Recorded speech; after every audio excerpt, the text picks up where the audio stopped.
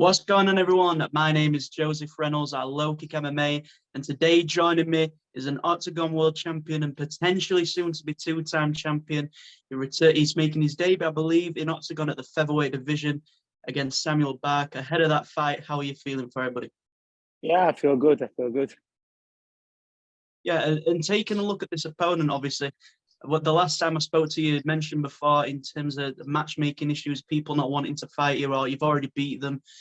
This opponent, they brought him in from another promotion to fight you. Did you once again have the issue of people not wanting to fight yourself? Yeah. Before Samuel Barker accept, I had like two or three opponents. They present me, and I always say yes, and we didn't hear nothing from them. So I'm happy Samuel Barker, and he's not an easy opponent. He's a very good fighter, so he'll be a hard fight. So beating somebody like that and put on my record is again, it's one of the goals, you know. Yeah, and then obviously to close out the year in 2022, you had the underground Muay Thai bout in which went to the extra round and you got the win there. Samuel Barker himself, he's mentioned before that he wants to show how good Muay Thai can be in MMA. Do you feel as though maybe that last fight might help more than you'd have thought at the first, now taking a look at Samuel Barker as an opponent? No, I really don't look that fight because Samuel Barker is another fighter. You know, he's explosive. He's another fighter. So yeah, I'm just focused on him. I'm not gonna take nothing from that last fight. And this is not Muay Thai. This is MMA. You know, so it's small gloves. So I know I'm not gonna take nothing for the other fight.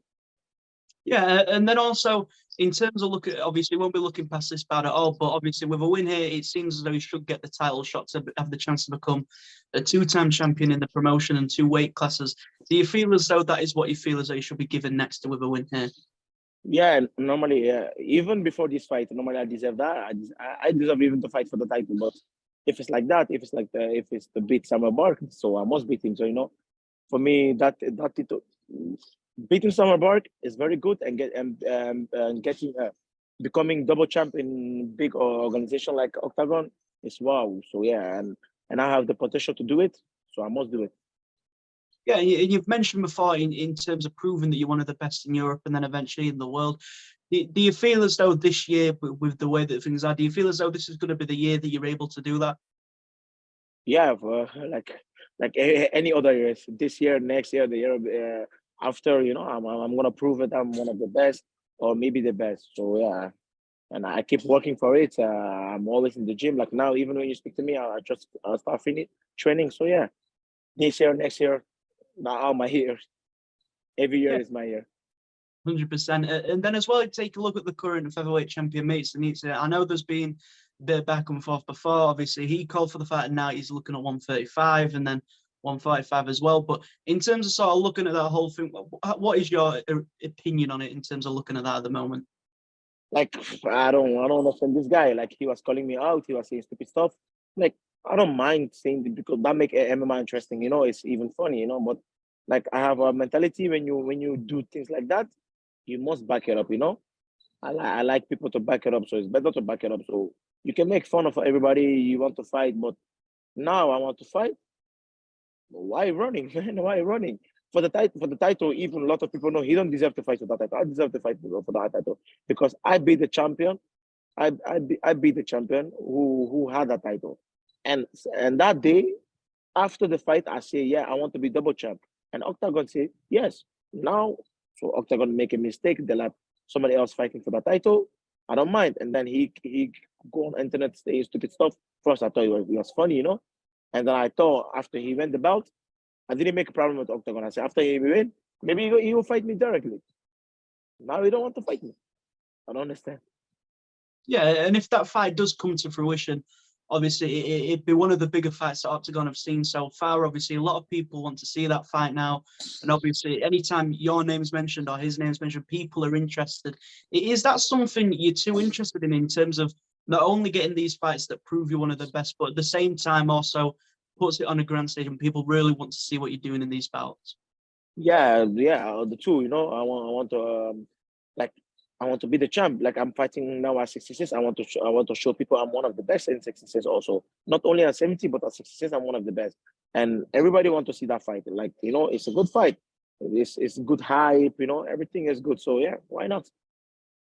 100%. And then in terms of having the two divisions, in terms of having the belt there, obviously, when people become double champions, it doesn't seem as though they forget about one division almost. But I'm sure with yourself, you don't intend to do that at all. But if you are to become a double champion, what is your sort of goals as that, and what do we want to do as that? Like I'm an active guy, I like to fight. So if I'm not injured, I'll fight. I'm an active guy. Like before Octagon, I had fight. I was fighting like every 2 months. So why not? I'm a busy guy, so I like to fight. So if I get to double champ, I will fight. If they have fight for me, I'll fight. 100%. And then in terms of taking a look at your opponent in terms of what he brings to this bout, how do you sort of see this fight playing out? Like I said, I don't underestimate him. I take him very serious. He's very dangerous fighter, very skilled. But I must win this fight. I must win. I don't know how I'm gonna win, by knockout, by submission. I don't know, but one thing for sure, I'm gonna win. He's the only thing in my head. Win. 100%. And then as well, in terms of taking a look at your journey so far with the promotion, and then journey so far in your pro career. Obviously, even this year already, people are calling for you as one of the best in Europe that we've got at the moment, prospect-wise. But in terms of the journey so far and where you are in terms of the goals, getting your goals, reaching them, and then making new goals, what's that sort of been like as a fighter to have this success so early on? I don't really think about the success right now. I'm just focusing on winning. Like I say, focus on winning, and everything will come along. So I don't want to think too much about the goals, the UFC, the that. I'm just focused on somewhere back right now.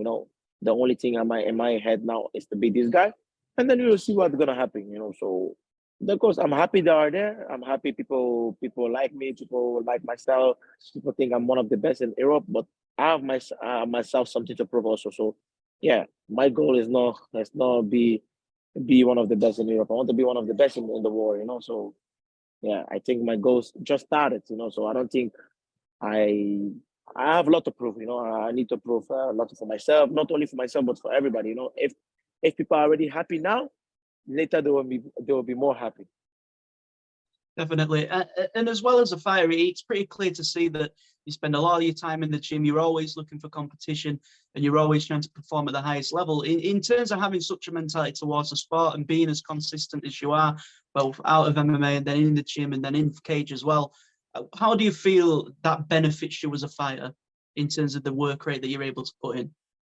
Benefit me a lot. Like I said, I'm new in this game also. I'm not gonna say I have lots of experience. I'm also new in this game. I'll be like now 5-6 years. So I also need to learn a lot of stuff. So being in the gym keep me busy, learning new thing every day. I'm happy. I still can learn. I'm 25 years old and I still can learn. So it's for me, it's very good there. Yeah, and then in terms of the people that you're training with at the moment as well, in terms of being around the atmosphere, what is that sort of like as a fighter to have the people that you do to train with? The people who are training are hungry people, so that's why I like my gym very much. There is not a lot of pros there. Like when I have sparring, I go somewhere else to spar with pro. But training wise, I rather train in my club because these guys are hungry. The like a lot of gym where they have too much pro, there's too much egoist. Everybody's focused on themselves. Everybody like some people are like 10-0 and they're not hungry no more. The star, they're not helping each other. But where I'm from, we help each other because there's a lot of amateur guys. Like you say, do you spar already with amateur guys? These guys are throwing everything they have. So I like this. I like the hunger. They keep me focused also, Yeah, and then the final thing for myself is obviously we already know what you're capable of in the cage, being a one-time champion, but the chance to become two-time and get the win in this bout, what is it that you'd like the fans to know for this upcoming fight? I want to say, watch the fight. It's gonna be explosive, and I'm gonna raise my hand again. 100%. Well, that is everything from myself. As always, I appreciate your time and thank you for taking the time to speak to me as well today. Thank you. Any sponsors, teammates, coaches, anything like that, just feel free to go ahead. Yeah, I want to thank the Belgian people, the Slovak people, the Czech people, and everybody who support me. I hope they can support me and good time and even in bad time. So yeah, let's go. Make sure to subscribe to the LowKickMMA YouTube channel for all the latest news, event previews, and interviews with some of the biggest stars in MMA.